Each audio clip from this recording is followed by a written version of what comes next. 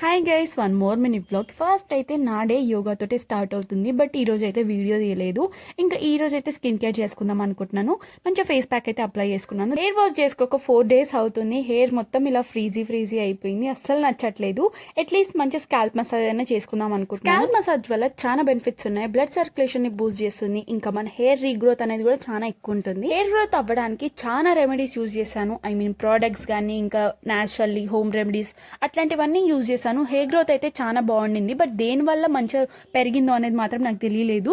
అన్నీ యూజ్ చేస్తుంటాను, అన్ని బాగా వర్క్ అయ్యాయి. నాకైతే మంచి స్కాల్ప్ మసాజ్ చేసుకున్న తర్వాత ఇలా అల్లేసుకున్నాను. ఇంట్లోనే ఉంటున్నాను కాబట్టి రీసెంట్ గా హెయిర్ కట్ అయితే చేశాను. లెంత్ అయితే ఈజీగా పెరుగుతుంది కానీ వాల్యూమే కొంచెం తక్కువ ఉంటుంది. మీకు తెలిసిన టిప్ ఏదైనా ఉంటే డూ లెట్ మీ నో. ఇంట్లో అయ్యప్ప స్వామి ప్రసాదం ఉన్నాక ఎవరైనా సరే వేరే తింటారా? ఫస్ట్ అయితే నా డే అయ్యప్ప స్వామి ప్రసాదం తోటి స్టార్ట్ అయింది. టేస్ట్ అయితే చాలా బాగుంటుంది, నాకు చాలా ఇష్టం. ఫైనల్ గా నా మార్నింగ్ అయితే ఇలా గడిచింది. That's it for today's vlog. Bye guys, do follow for more.